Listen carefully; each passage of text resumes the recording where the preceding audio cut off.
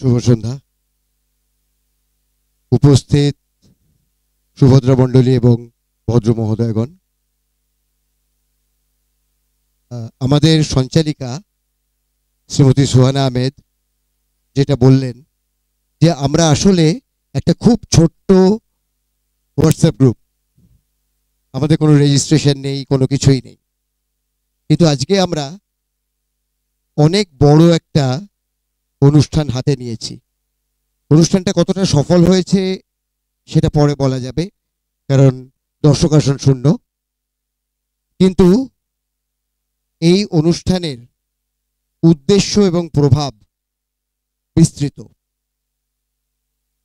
মূলত জলপাইগুড়ি এবং আলিপুরদুয়ারের Chilapata forest range, Bhuttimari forest range, এই বনাঞ্চলের ভেতরে বাস করেন রাভা জনজাতির মানুষেরা, এবং রাভা জনজাতির মানুষেরা ঐতিহাসিকভাবে নিজেদেরকে বনের রক্ষী বা বনের রক্ষাকর্তা বলে মনে করেন, এবং সেই কারণে তাদের শহীদ হবারও ইতিহাস আছে। আমরা তার মধ্যে যাচ্ছি না। আমরা আপাতত যে জায়গায় থাকব সেটা হচ্ছে যে রাভা জনজাতি কিন্তু পশ্চিমবঙ্গের অন্যতম পিছিয়ে পড়া জনজাতি। অর্থনৈতিকভাবে তারা দুর্বল। আমি নিজে গেছিলাম, সচক্ষে সেখানকার বিষয়গুলো দেখে এসেছি। জঙ্গল শূন্য হয়ে যাচ্ছে, বন্য প্রাণীদের সঙ্গে মানুষের প্রতিদিন প্রতিনিয়ত বিরোধ বাড়ছে।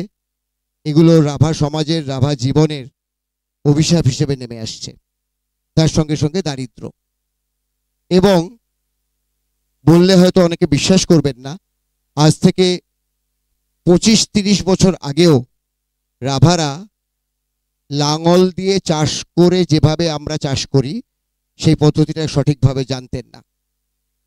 মূলত কুমড়ো তাদের ছিল ফসল, ধান নয় বা অন্য কোনো সবজি নয়। আজকে সেই অংশটা অনেকটাই কেটে উঠেছে যদিও, কিন্তু দারিদ্র্য মারাত্মক।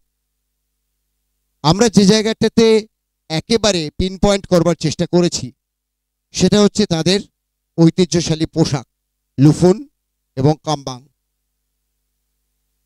লুফুন এবং কামবাং যদি আমরা প্রমোট করবার চেষ্টা না করি, তাহলে আমার ব্যক্তিগত আশঙ্কা যে আগামী 15 বছরের মধ্যে এই পোশাক বিলুপ্ত হয়ে যাবে।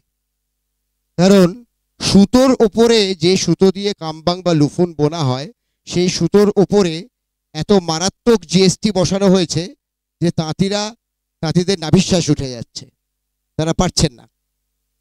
একটা ক্লাসিক্যাল সেট 5 পিসের হয়, একটা লোয়ার আপার, একটা আপার, একটা মাথার, এভাবে 5টা পিস থাকে। এই টোটাল সেটটার দাম বর্তমান বাজারে যাচ্ছে 3,500 টাকা, যেটা রাভা জনজাতির মানুষদের পক্ষে কেনাটা প্রায় অসম্ভব, খুবই দুষ্কর।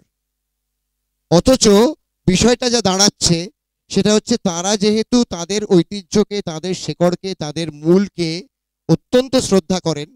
আমি যেদিন গেছিলাম সেই দিনটা রবিবার ছিল। রাভা সম্প্রদায়ের বেশিরভাগ মানুষ খ্রিস্টান।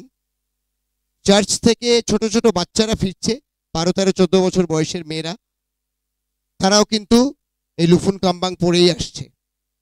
রাস্তায় যাতায়াত করতে করতে অপেক্ষাকৃত বয়স্কা যাদের সঙ্গে দেখা হচ্ছে আমাদের, তারা সবাই লুফুন কামবাং পরেই আছেন।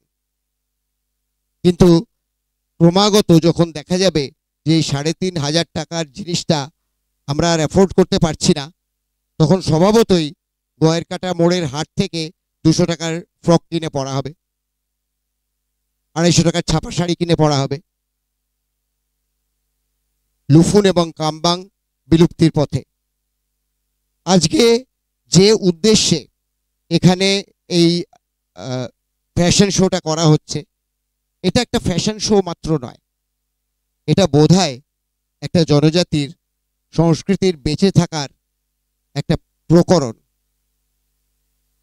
আজকে এখানে আমরা বাণিজ্য বাঙালির তরফ থেকে একদম টার্গেট করে যারা পোশাক ব্যবসায়ী, গার্মেন্টস ব্যবসায়ী, তাদেরকেই আমরা এখানে মূলত আমন্ত্রণ জানিয়েছিলাম। তার কারণ হচ্ছে যে ফ্যাশন শোটার মাধ্যমে আপনারা দেখতে পাবেন যে পোশাকটা কেমন হয়, কিভাবে পরে। বাকি যে অংশটুকু থাকলো সেটা হচ্ছে কাপড়ের কোয়ালিটি, রং এবং রঙের কোয়ালিটি, যে ধরনের বুটি ওর উপরে ব্যবহৃত হচ্ছে সেই বুটিগুলো, বুটির রকম ফের ইত্যাদি টেকনিক্যাল জায়গাগুলো যেগুলো গার্মেন্টস ব্যবসায়ীদের ক্ষেত্রে অত্যন্ত গুরুত্বপূর্ণ।